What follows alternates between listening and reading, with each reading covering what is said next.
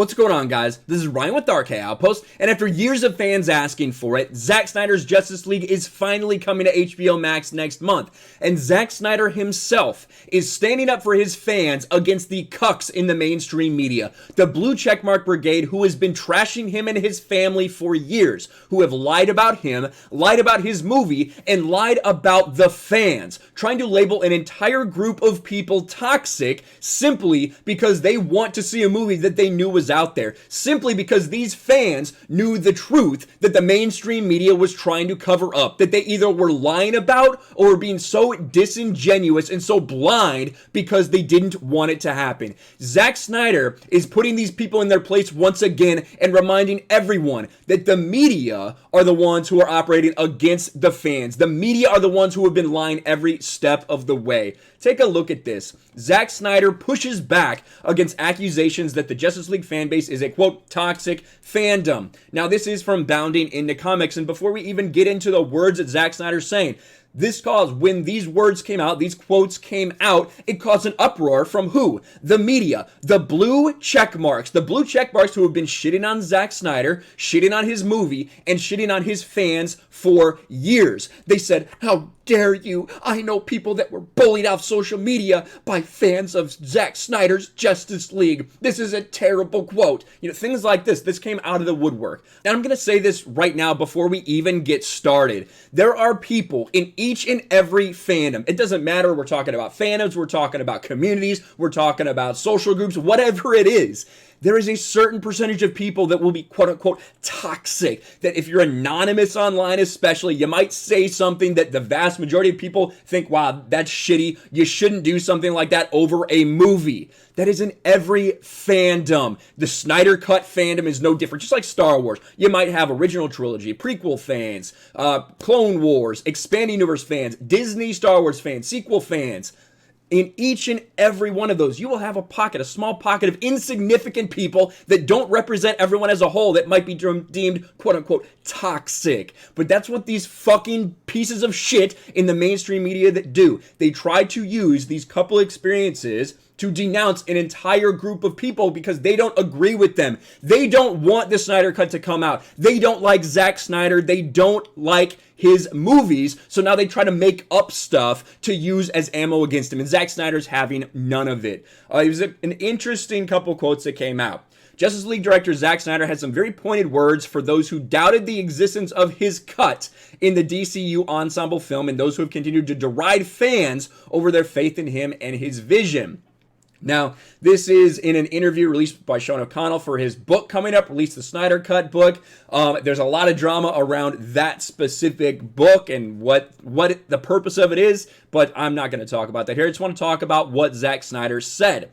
Now, he was asked about the skeptics and the critics, the people. You've seen them, whether it's Screen Rant, whether it's CBR, whether it's Collider, so many places said, yeah, this thing never happened. Zack Snyder's lying. He's lying to his fans. He's lying to everybody. He's trying to use a personal tragedy to get gain from something. These people are terrible. Listen to what Zack Snyder says when asked about them. I just think that's sour grapes, he said to author Sean O'Connell. There's really no other way to say it. We know the people who were the architects of that narrative, and it's pretty obvious what their agenda is. Those are the people I've been held back from confronting by wiser people in the room. And Zack Snyder, to his credit, like he said, he's probably wants to call these people out. He called out Scott Mendelson once, didn't he? He put Scott Mendelson on blast. He absolutely destroyed him. He could do that to 100 other people easily with those blue check marks in the media, but he doesn't. Snyder then admitted he'd love to have some one-on-one time with said people, saying some direct conversation would be nice. Just to say, one, you don't know shit about what you're talking about, and we can break down everything they've ever said. I can make a list. There's a few of these guys who I could just get a list of everything they've said that they thought was right, and I could tell them everything they've said is wrong. And I think, listen, That is awesome here. We all kind of expected that's what Zack Snyder thinks, because the blitz against him from the media, from some people on YouTube as well, has been absolutely full force the entire time. They want to try to spin the narrative each and every way they can. First, it was, oh, it never happened. He never finished his movie. He never finished filming it. Then it said, well, he might have some things, but it's not complete. Then it was, well, it might be complete, but it'll never see the light of day. Now, when it's about to come out in a month, now it's, well, it's just going to be terrible and your fandom is toxic. Great job, HBO Max and Warner Brothers, because their narrative constantly changes.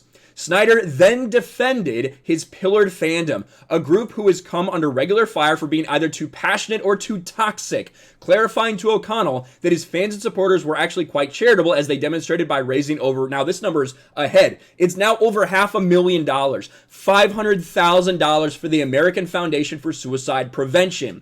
In regards to the toxic fandom, or it's a win for toxic fandom, again, in what world does this toxic fandom raise hundreds of thousands of dollars for suicide prevention? How is that toxic fandom, he wondered. They've probably achieved more than any other fan base and done more good than any other group, so I don't understand.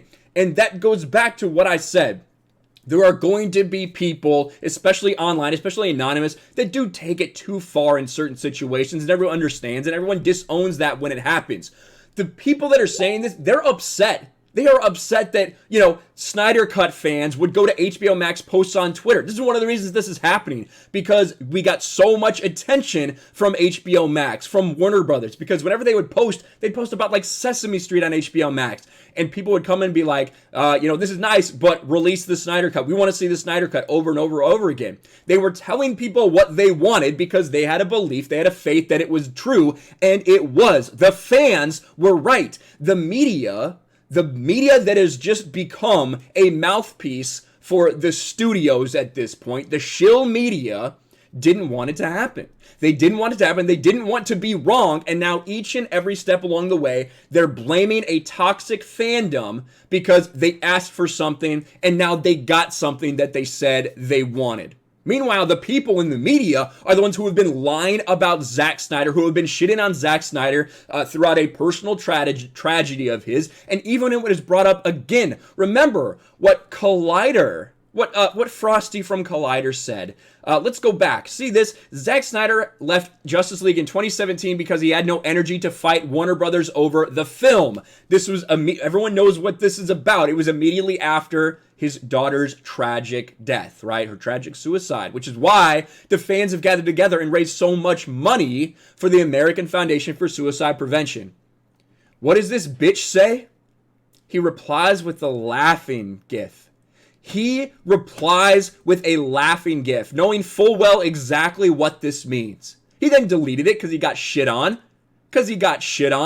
But then he tried to play victim about the toxic fans coming after him. The fans calling him out for making fun of someone for the loss of their daughter. So who's really the quote-unquote toxic ones here? And you can find example after example of people in the media who said the Snyder Cut didn't exist. Zack Snyder's lying to everybody. Zack Snyder's using this as leverage. This never happened, blah, blah, blah, shitting on fans. Now, some of them are turning around and trying to be like, I actually am looking forward to the Snyder Cut, everyone, because they know that the pendulum has shifted, where the fans have shifted, trying to not get shit on anymore. Well, guess what? We all remember the people who said it all along the way, who tried to set a narrative about Zack Snyder and about his movie. We will not be forgetting anytime soon, especially when there's people like Film Gob out there to continuously remind us, because he is the clip master. He has all of these clips of these people for the past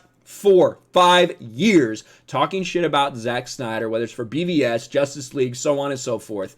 And those people are being held accountable. We will call you out. It's not a toxic fandom to ask for what you want. It's not a toxic fandom to call other people out for their shitty behavior. So to all you cucks in the mainstream media, you blue check marks who are upset that Zack Snyder's Justice League will be releasing on HBO Max, go fuck yourself. Is that too toxic for you? I don't give a shit. Let me know your thoughts in the comments below. Smash a like button, subscribe to the channel, ring the bell for notifications, share this video out there, and I'll talk to you later. Thanks for watching, everyone. And a huge shout out to my patrons. I appreciate you guys so much. Want to follow me on Twitter or Instagram? Check out the description below. You'll find links to my P.O. box and my Patreon as well. And I'll talk to you guys later.